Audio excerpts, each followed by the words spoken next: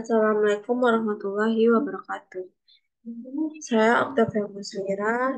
Di sini dengan NIM 21060, di sini saya akan menjelaskan pertemuan 9, yaitu pengantar fluktuasi ekonomi.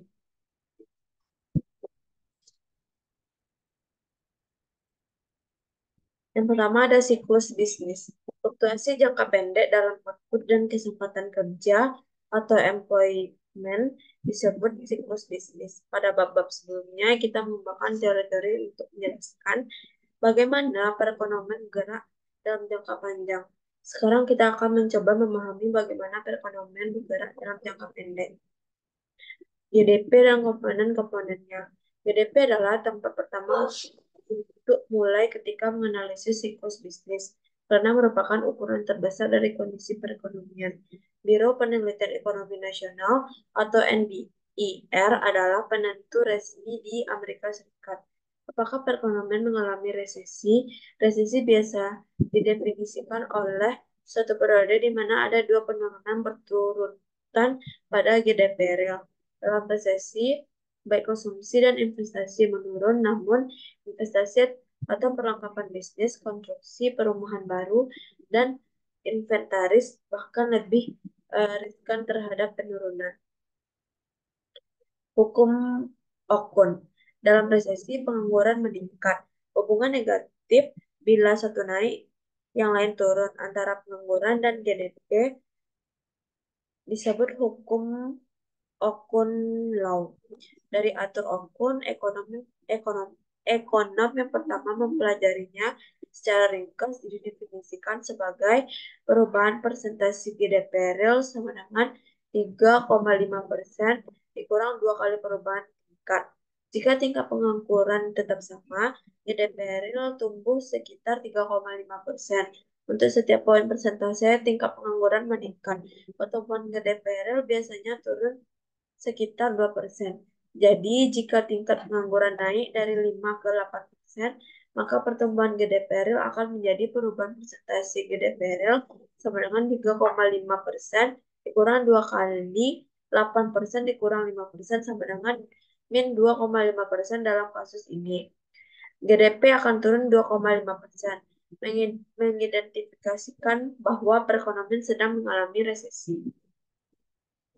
Indikator ekonomi utama. Banyak ekonom dalam bisnis dan pemerintah memiliki peran meramalkan fluktuasi jangka pendek perekonomian. Salah satu cara para ekonom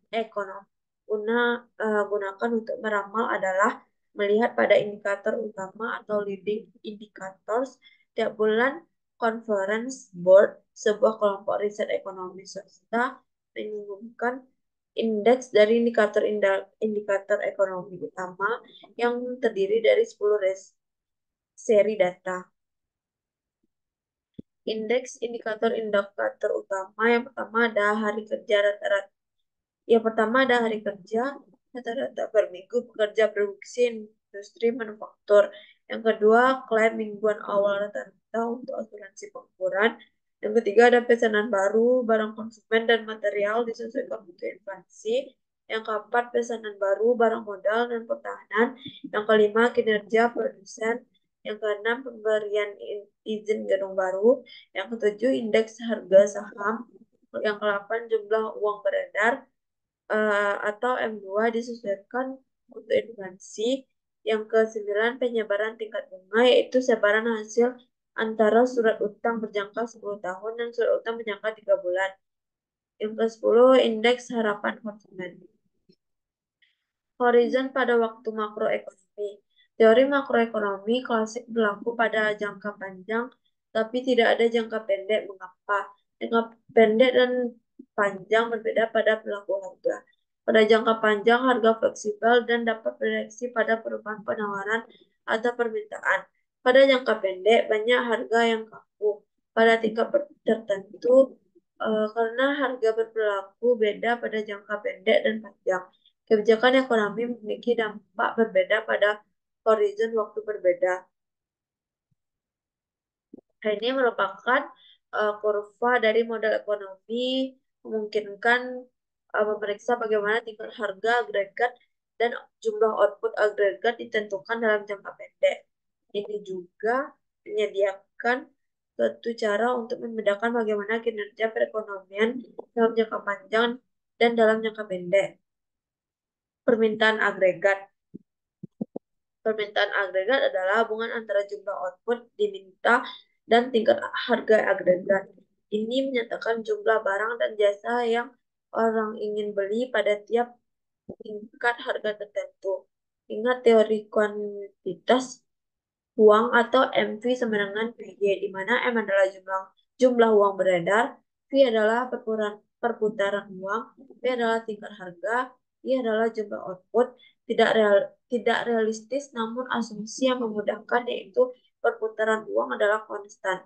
Juga ketika memahami persamaan ini, ingat persamaan kuantitas dapat ditulis ulang dalam istilah penawaran dan permintaan untuk keseimbangan uang real.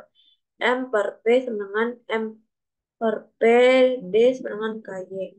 Di mana K sama dengan 1 per P adalah parameter penentu berapa banyak uang orang ingin pegang untuk tiap dolar pendapatan.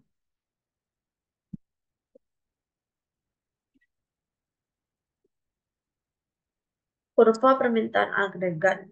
Ini merupakan kurva permintaan agregat atau yang disebut dengan AD, menunjukkan hubungan negatif antara tingkat harga P dan jumlah barang dan jasa yang diminta Y.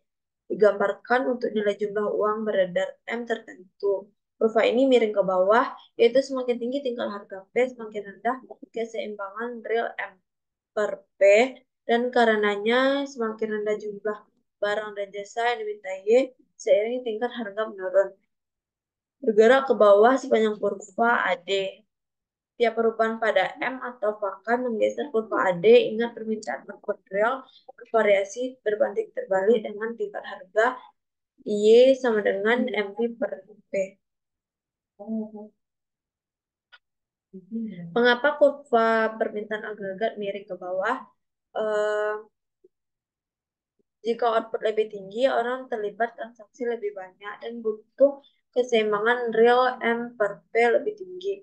Untuk jumlah uang beredar M tetap, keseimbangan real lebih tinggi berdampak tingkat harga lebih rendah. Sebaliknya, jika tingkat harga lebih rendah, keseimbangan uang real lebih tinggi. Tingkat keseimbangan real lebih tinggi memungkinkan volume transaksi yang lebih besar, yang berarti jumlah output diminta lebih besar. Kurva permintaan agregat digambar untuk nilai tertentu dari jumlah uang beredar. Dengan kata lain, ini menunjukkan kombinasi yang mungkin dari P dan Y untuk nilai M tertentu. Jika bank sentral mengubah jumlah uang beredar, maka kombinasi yang mungkin dari P dan Y berubah, yang berarti kurva permintaan agregat bergeser.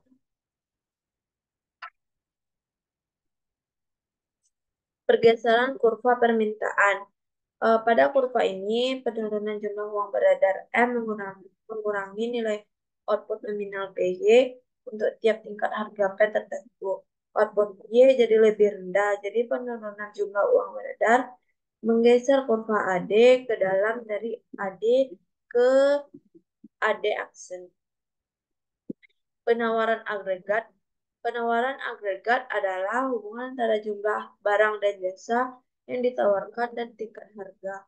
Karena perusahaan yang menawarkan barang dan jasa memiliki harga fleksibel dalam jangka panjang, tapi harga kaku dalam jangka pendek, hubungan-hubungan pada penawaran agregat bergantung pada horizon waktu. Jangka panjang yaitu kurva permintaan agregat secara vertikal. Karena modal klasik menggambarkan bagaimana perekonomian berjalan dalam jangka panjang, dapat mengambil kurva penawaran agregat jangka-jangka dari modal klasik. Jumlah output yang diproduksi bergantung pada jumlah tertentu dari modal dan tenaga kerja dan teknologi yang tersedia. Untuk ini kita tulis Y sama dengan F, K, L sama dengan Y. Menurut model klasik, output tidak bergantung pada tingkat harga. Mari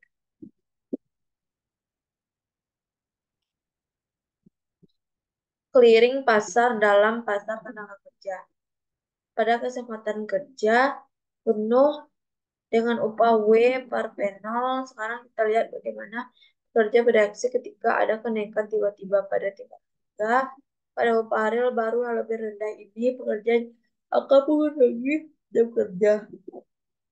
Pada kurva ini, pada saat yang sama, pemberi kerja meningkatkan permintaan mereka pada pekerja. Sekarang,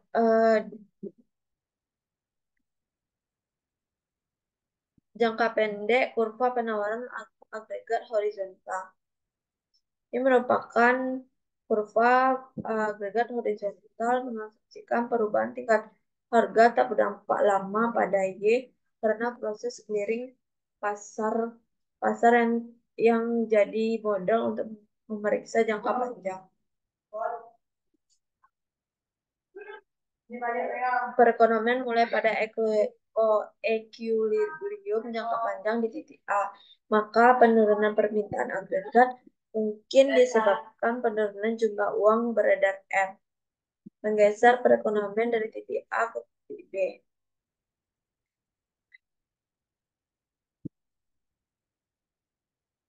Guncangan pada penawaran agregat. Guncangan penawaran yang memperburuk meningkatkan biaya dan harga jika ada dipertahankan konstan. Perekonomian bergerak dari titik A ke titik B mengarah pada stagflasi kombinasi kenaikan harga dan penurunan tingkat output. Akhirnya, seiring harga turun, perekonomian kembali ke tingkat alami pada titik A. Demikianlah materi yang saya sampaikan. Assalamualaikum warahmatullahi wabarakatuh.